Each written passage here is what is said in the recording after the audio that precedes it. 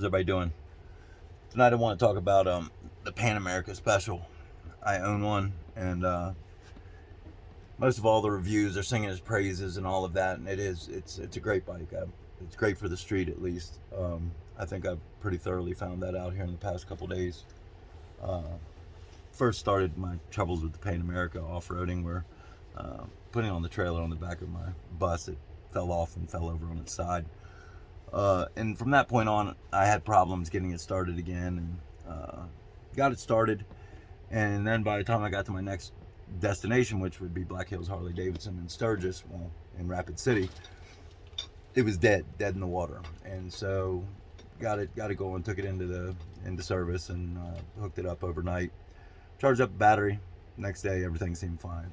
But in that one tip over, I broke the clutch lever. I bent the clutch shifter itself. I dented in one of the crash guards all the way to the side of the radiator there. So I made the overheating problem even, or the extra heat. I don't want to say overheating. It's not overheating, but I mean it just that crash guard there beside the left hand side of the motor. I mean it just shrunk. I mean just bent on in. I mean it's ridiculous how flimsy it was. But so I get through that. I'm riding around with half a clutch lever. Went on the first ever Pan America owners ride, and the president of Harley was there, and I don't know, probably about 25, 30 other Pan America owners, and we went off-roading, as they call it. It was just really a dirt road, but it was a pretty cool view we went to. And my first complaint with the motorcycle was no accessories. It's hard to go adventuring without any accessories. But then yesterday afternoon, I found out that that's kind of the least of the problems adventuring. I decided that I was going to take a little solo trip out, I don't know, 40, 50 miles from Sturgis and up this mountain, this overlook, this Sheep's Table overlook or something. Well, there's a mile or so of that road turns really, really rough, and it's got 4-foot deep ruts, and come to find out they've got 2 foot of sand that I didn't realize I was in sand until I realized I was in sand, and next thing you know, it put me over into the side of the sand embankment. So there I was, and bike's on its side. I'm by myself in the middle of nowhere, and so I sit the bike up. I'm able to get up under it and lift it and get it up and get it onto its stand, and was able to start it and go. I have all this on my GoPro as well, but I haven't figured out how to navigate editing a GoPro video when you don't have Wi-Fi. So, I got this bike to go off-roading. That's what I do. I ride them hard. I had a BMW GS before this that every time I took it out onto dirt, I dumped it every single time without a fail. And that BMW GS never once gave me a problem. It never once had that its crash guards were bent in to where it was any sort of noticeable difference.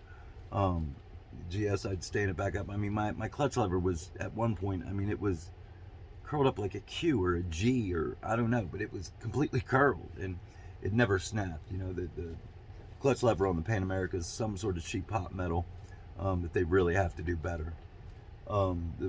Just falling over off the side of loading it up caused $250 in damage, and that's just to the parts. It doesn't include labor or anything else. So I decided, I'm going to go out on this run, and so I go out on the run, and I dump it over on the side in the sand, get it back up, get it going, get up to the top of this destination. It's amazing, beautiful view, all that good jazz, and I look over, and the wind's blowing pretty stiff, and at that point, I don't know, just the bike all of a sudden fell over. So now it's over on the other side.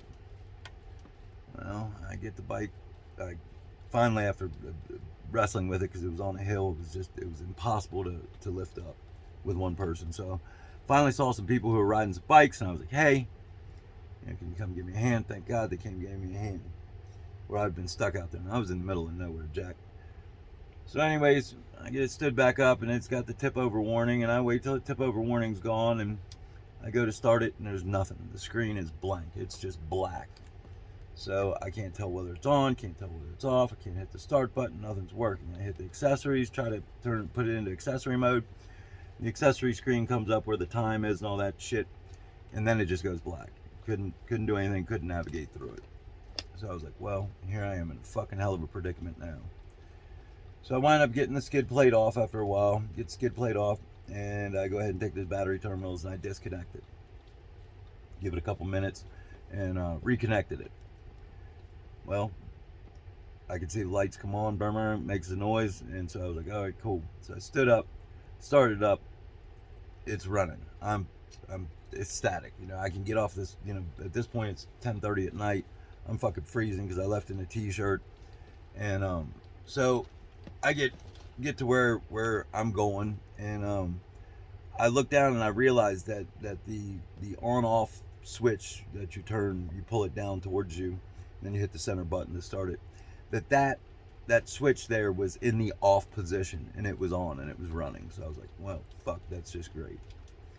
Well, so I wiggled the switch off and on, and to no avail. It's not doing anything. Bike's still running though. To hell with it, I'm getting out of here. So I make my way through the dark back down this horrible, you know, damn near single track shit that I had went through to get up there. And I got finally to the hard cap road, and I blasted away and got back to Rapid City, and I stopped at a gas station and tried to turn it off and wouldn't turn off. So I said, well, I'm gonna stall it out. So I just put the clutch or the kickstand down, and it, as you guys know, if it's in gear, it shuts off. Well, the bike shuts off. Okay, cool, it's off. Well, the lights are still on. I can't shut them off.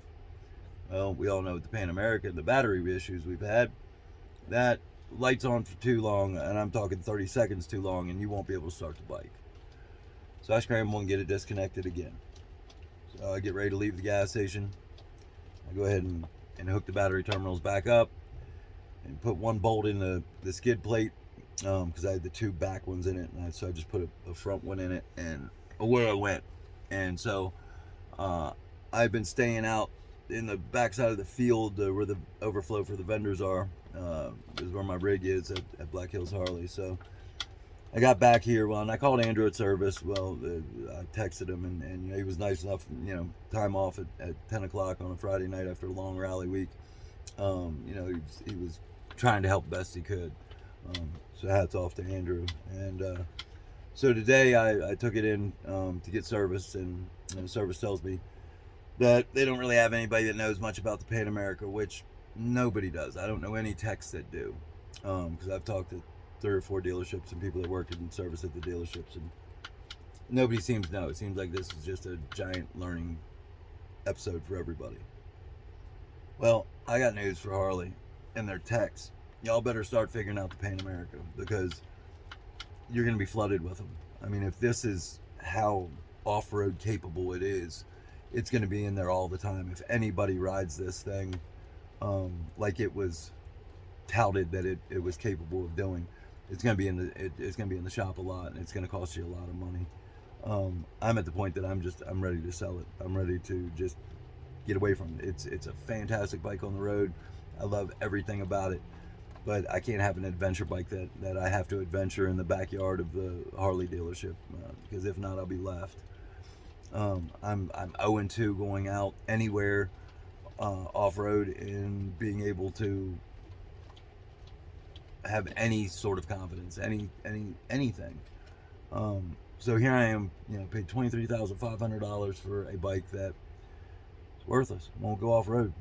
It's fucking hella fun on the street though, but can't go off-road with it. I don't know what the solution is. You know, say we get the electrical problem, Harley gets that worked out and all that fixed, and okay, so that deal's done. Well, what about the materials that they're using? I mean, it's just so, I mean, what are we doing about a clutch lever? I mean, it's every time it falls over, I'm going to snap another clutch lever. I mean, it's just, I mean, and then the crash guard, you know, that, oh shit, what happened to my phone? All right, so there we go. So anyway, so I lost my phone. But so the, you know, the crash guard on it, you know, what about that? You know, I mean, Jesus Christ, it's pushed in all the way to the radiator. So I don't know what the solution is. I really want to keep the bike. I really love the bike, but I just have no confidence in it. There's no accessories, but talking with Joshin Zeitz, or however the hell you say his name, he's a good dude. He's got me in touch with his president of North American sales or whatever, and gentleman John's gonna get me sorted out and get my accessories to me so I can do this coast to coast. Being the first person to take a Pan America special on the Trans America Trail, and kind of showcase the versatility of the bike. Was the plan, but I don't know that that's going to be a reality. I'm going to attempt it. If they get me the accessories, I'm going to attempt it. I don't care if I'm doing it in the winter. I'll do it. I don't give a shit. I said I would. I'll do it. So me and Jake will take off for the great adventure. I've got some other Pan America owners who have agreed to help, that want to help, want to be part of the chase team and the chase vehicle and all of that. So I have some support out there on the road. Because apparently I'm going to need it, because I wreck. It's just what I do. I ride hard, I push it. I get tired of Harleys, street Harleys, and road glides and road kings. I've had them, owned them, and I got bored with it. So now I want to take a 550-pound motorcycle and I want to do shit with it you're not supposed to do. And with that comes wrecking. And I'm okay with that. I'm completely okay with that. What I'm not okay with is a bike that is in the dealership every 20 fucking minutes because of one problem or another. I mean, you got to be able to stand it back up and go without all the rigmarole. But anyways, everybody's been giving these glowing reviews and this and that of it, and I think it's a great bike too. But if you venture out away from your local Starbucks or wherever the fuck y'all take it to go have coffee at, I see all your fancy panniers and shit and everything's all clean. But if you take it anywhere away from your subdivision and your nice roads and Starbucks and all that good jazz, and away from hell, y'all probably go to the dealership and drink your coffee there. But if y'all get away from that, man, and actually get out there in the dirt, you're gonna see that bike is not capable at all in its current configuration. I'd like to call it anything else because I've given it every benefit of the doubt. I've been its biggest supporter and biggest fan and cheering it on, and the level of disappointment that hit me last night was just unreal. Fucking unreal, because here I am, what am I supposed to do? Go trade it in on a KTM fucking 890 Adventure R. I'm 2 seconds away from that. Oh, and if you want to sell your fucking Pan America, let me just tell you what you're gonna lose. I paid $23,500 cash. They offered me a $16,000. Sight unseen. They don't care what shape Pan America is in. Bring it, 16 grand. So you're gonna lose $7,500 fucking off the rip if you want to get out from underneath it or get away from it. So if you're willing to lose $7,500, you can do anything you want. So I'm gonna have to try to sell mine on the private market or something, because I certainly can't take it to Harley. But why should they? Why are they going to give me more than they actually pay for it? I'll bet you dollars to donuts they don't pay 16. So, I mean, 16 was probably their high price. They're not going to give you no more than that. So, anyways, that's that. That's the Pan America. And I guess I'll find out tomorrow from service exactly how much the damage is and what all that is. I mean, I'm not even worried about the parts. I'm just worried about why the fuck won't it shut off and all that good jazz. If I can get it back to that, I'll be happy. I'll ride it with a broken clutch lever and all that good jazz, and I'll just keep beating the piss out of it and, riding it like it was intended to be, So people are going to probably get in the comments and go that I'm a dickhead and I ride like a fucking asshole and this and that. And all that's true. It's absolutely fucking true. I am a dickhead and I'm an asshole and I fucking ride like whatever. But that's what, Jason Momoa was doing. Why can't I go do what he was doing? Anyways, if you love your Pan America, that's great. Keep loving on it. Just do it in your driveway.